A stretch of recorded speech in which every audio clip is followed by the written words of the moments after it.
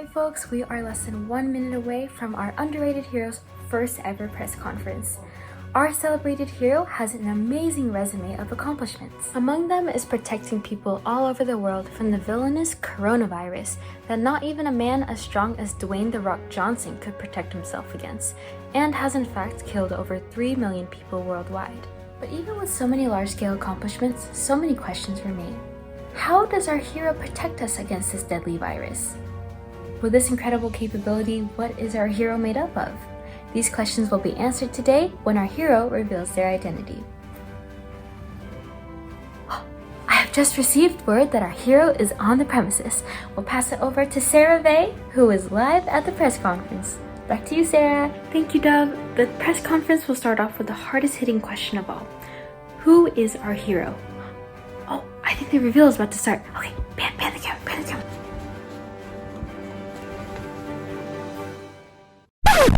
Wait, Soap was the hero this whole time?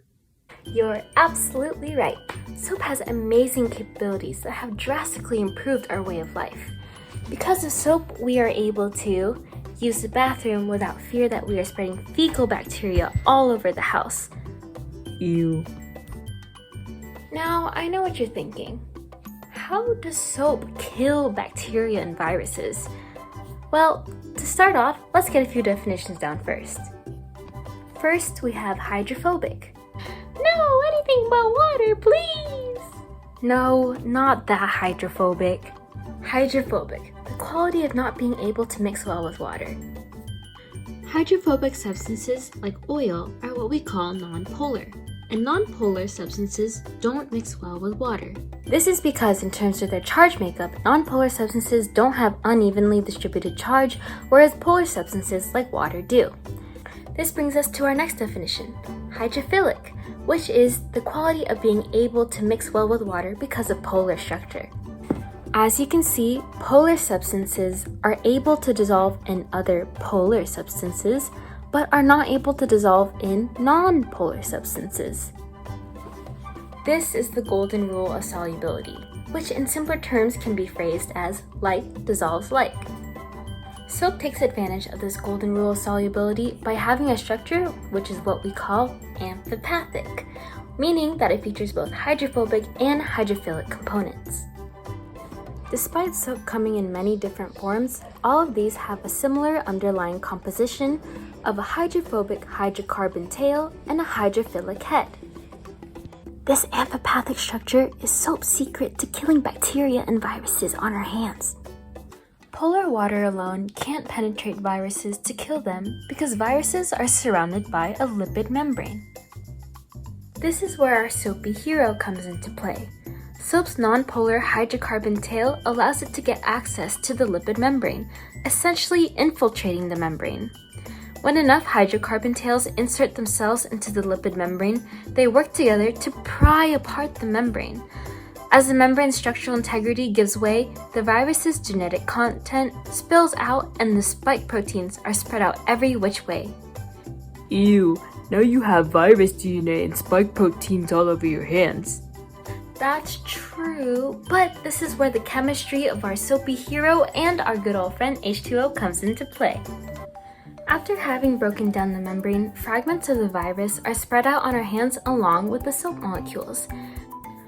When we add water into this virus and soap recipe, we see the effects of something we call the hydrophobic effect. The hydrophobic effect is the energetically favorable tendency of nonpolar molecules to avoid contact with water molecules, causing these nonpolar molecules to aggregate with each other.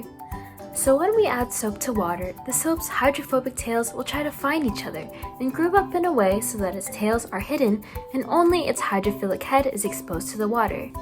What we often observe is that the hydrophobic tails aggregate around pieces of dirt and germs, essentially forming a capsule around it. This capsule with a hydrophilic exterior is free to move around in water, and the soap encapsulated dirt and germs can now easily slide off our hands and down the drain. Now it's pretty clear that soap does a lot to help us stay healthy by helping kill the bacteria and viruses on our hands. But what do we need to do to help soap perform its job? You'll be surprised to find that the answer to this question lies in the song Happy Birthday, or more precisely, in 2 rounds of the song Happy Birthday.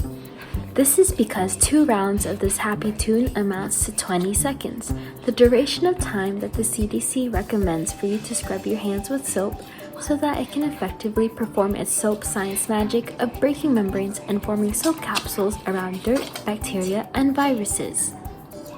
And I hope that you like this song, as you will be singing it quite frequently. After you wash your hands will be clean.